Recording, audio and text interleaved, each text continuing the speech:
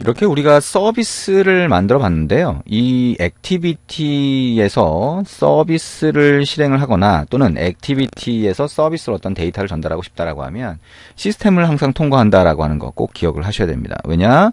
둘 다 시스템에서 관리하는 애플리케이션 구성 요소이기 때문이죠. 그래서 자, 이렇게 액티비티에서 어쨌든 서비스로 데이터를 전달할 수 있구나. 인텐트 안에 데이터를 넣어서요.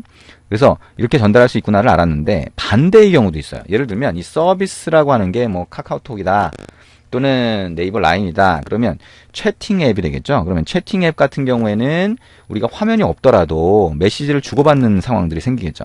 그럼 이 서비스 쪽에서 다른 사람이 보내온 채팅 메시지를 받았다라고 하면 어떻게 돼요? 화면으로 보내줘야 될 거예요. 그죠? 그래야 화면이 띄우겠죠. 왜냐? 이 서비스는 어차피 화면이 없는 거니까. 그래서 서비스에서 액티비티로 반대로 보내주는 상황들이 생겨요. 그거를 우리가 같이 한번 확인을 해볼 겁니다. 자, 프로세스 커맨드에서 우리가 가상으로 한번 보내볼 겁니다. 그러면 일단 이 안에서 자, 우리가 한 5초 정도 쉬도록 할까요? 자, thread.sleep이라고 하고요. 여기에 5000 하면 5초 동안 중지를 할 겁니다. 자, try catch를 해줘야 되겠네요. 자, exception이라고 하고요. 자, 그러면 5초 동안 쉬는 거죠. 자, 프로세스 커맨드 안에서 5초 동안 쉰다라고 하는 겁니다. 5초 동안 쉰 다음에 자, 우리가 어떻게 해줄 거냐면 자, 액티비티 쪽으로 이제 보내줄 겁니다. 액티비티로 보내는 것도 어떻게 했어요? 우리가 스타트 액티비티를 통해서 인텐트를 넣어서 보내면 액티비티까지 전달이 되죠. 시스템으로 전달되는 거니까 인텐트가 필요한 거고요. 그래서 그거를 이제 하나 만들어 봅니다. 자, 인텐트에다가 엑스트라 데이터, 부가 데이터를 넣어서 액티비티로 전달하고 싶다라고 하는 겁니다. 자, show intent라고 하는 이름으로 new intent라고 해서 만들어 봅니다. 첫 번째 파라미터 컨텍스트는 get application context 넣어주고요. 두 번째는 자, main activity.class 넣어줍니다. main activity 쪽으로 보내겠다라고 하는 얘기가 되겠죠. 그리고 자, start activity라고 하고 show intent 객체를 넣어주면 되겠죠. 이 안에다가 인텐트 객체 안에다가 엑스트라 데이터 넣고 싶다라고 하면 show intent 뭐예요? add flags라고 하는 거를 처음에 넣어줍니다. 자, 이 flag라고 하는 거를 넣어주는 이유 조금 이따 같이 해보고요. 그 다음에 show intent.put extra로 데이터를 넣어줄 수 있겠죠. 여기도 command라고 하는 걸 넣고 자, show라고 한번 넣어볼게요. 똑같이. 그 다음에 show intent.put extra라고 하고 여기에 name이라고 해서 마찬가지로 넣어봅니다. 그래서 name이라고 하면 아까 우리 전달받은 게 있죠? 거기다가 from service라고 해서 구분을 한번 해볼 겁니다. 자, 근데 이거를 여기까지만 입력을 하고요. 자, 이 세 줄만 엑스트라 데이터 넣고 그 다음에 부가 데이터 넣고 스타트 액티비티만 하면 문제가 생겨요. 왜냐? 이 서비스라고 하는 거는 화면이 없거든요. 그래서 화면이 없는 데서 화면 쪽으로 화면을 띄워달라고 했을 때는 문제가 생겨요. 그거는 이제 화면이라고 하는 거는 태스크라고 하는 걸로 묶여 있거든요. 이 태스크는 이제 여러분이 만든 화면도 있고 다른 사람이 만든 앱의 화면도 있겠죠. 그 앱의 각각의 화면끼리 필요하면 띄워줄 수 있도록 뭐 어떤 게 있어요? 우리가 단말에 있는 기본 브라우저 화면이라든가 전화 걸기 화면을 띄울 수 있잖아요. 인텐트로. 그런 경우에 각각의 화면이 자, 연속적으로 뜰 수 있도록 만들어 놓은 게 태스크예요. 근데 이 화면이 없는 데서 화면을 띄우려고 하면 태스크라는 정보가 없어서 화면을 띄우는데 문제가 생길 수 있죠. 그래서 그거를 띄우려면 옵션을 줘야 됩니다. 그게 이제 flag라고 하는 거라 그랬죠. 그래서 add flags라고 하고요. 여기다가 자, intent. 대문자 flag로 시작하는 게 이제 flag 정보입니다. 여기에 엄청나게 많은 것들이 있죠. 그 중에 flag, activity, new task라고 하는 걸 줍니다. 그러면 화면이 없는 데서 화면이 있는 걸 띄울 수 있게 돼요. 그리고 플래그를 하나만 주는 게 아니라 자, 세로 줄 넣고 자, 이어서 줄 수 있는데요. 자, 엔터를 한번 치고 해볼까요? 자, intent.flag activity 싱글 탑을 해줍니다.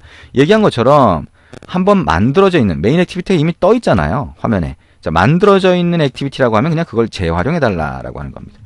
그 다음에 intent.flag activity clear tab이라고 하면 혹시 그 위에 다른 화면이 있으면 그거를 제거해주는 역할을 하게 됩니다. 자, 싱글 탑과 flag, 자, activity, 그 다음에 clear tab 이렇게 넣어줍니다. 일반적으로 요 세 가지 옵션을 함께 넣어주는 경우가 많습니다. 자, 그러면 여기서 액티비티 쪽으로 실행을 하겠죠. 그러면 메인 액티비티 쪽에서 저 정보를 받을 수 있어요. 근데 만약에 이 메인 액티비티가 처음 만들어지는 시점이면 onCreate 안에서 저 인텐트를 확인하게 되고요.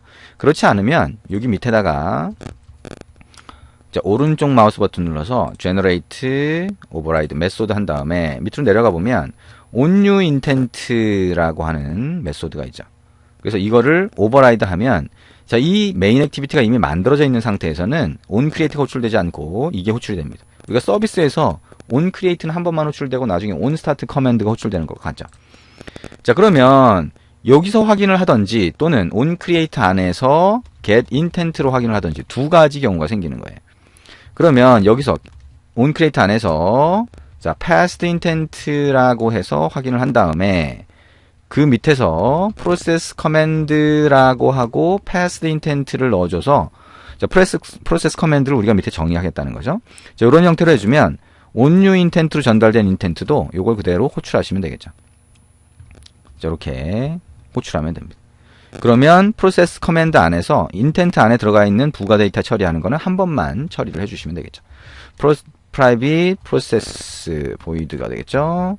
자, process command라고 하고 intent 객체를 전달받은 다음에 그 안에 있는 부가 데이터를 처리를 할 겁니다. 자, 요거는 passed intent가 아니라 intent가 되겠죠. 자, intent 객체가 null 값일 수 있으니까요. intent가 null이 아니면 이렇게 한번 체크를 해봅니다. 그러면 intent 안에서 get string extra라고 해서 자, 서비스 쪽에서 뭐예요? command라고 하는 이름으로 부가 데이터를 하나 넣은 게 있죠. 자, 그걸 뽑아봅니다. string command. 자, 그 다음에 여기에 string name이라고 해서 또 전달받은 게 있죠. 자, get string extra라고 하고 name이라고 하는 키값을 뽑아봅니다. 그리고 토스트 메시지 한번 띄워볼게요. make text this 그 다음에 서비스로부터 전달받은 데이터라고 하고 여기에 command와 name을 찍어 보겠습니다. 자, toast.lengthlong.show가 되겠네요. 자, 이렇게 처리를 하고 한번 실행을 해보겠습니다. 자, 어떻게 보이는지 한번 보자. 자, 어떤 거든 여러분이 이제 실행을 해보면 훨씬 쉽게 이해가 되죠. 그죠? 아, 이런 식으로 실행이 되는구나 라고 하는 걸 이해할 수 있으니까요. 자, 앱을 실행을 했고, 자, 서비스 시작하면 어떻게 돼요? 자, 서비스가 시작이 되겠죠? 자, 그리고 5초 뒤에 서비스로부터 전달받은 데이터를 받았어요. 그렇죠?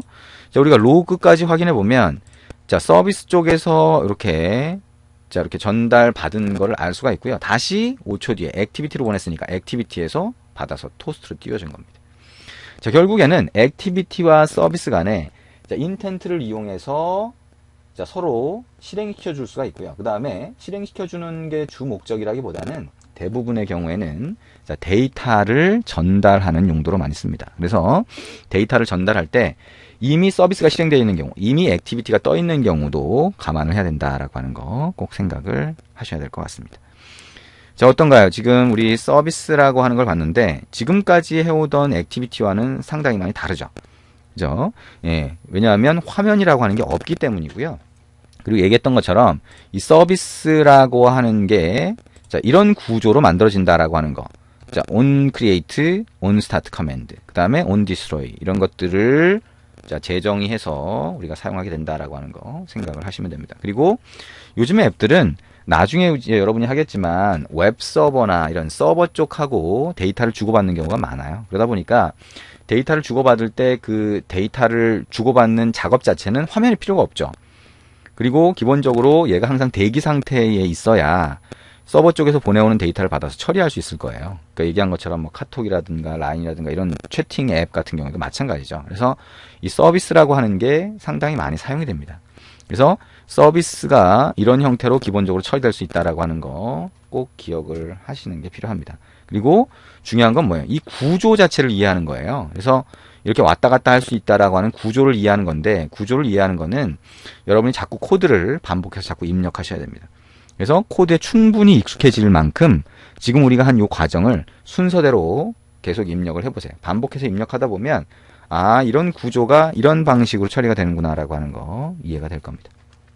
애플리케이션 구성 요소 중에 액티비티, 서비스, 그 다음에 우리가 조금 이따 할 브로드캐스트 수신자에 대해서는 계속 반복해서 구조를 충분히 익숙하게 만들어 주셔야 됩니다. 그게 이제 앞으로도 계속 문제가 되겠죠.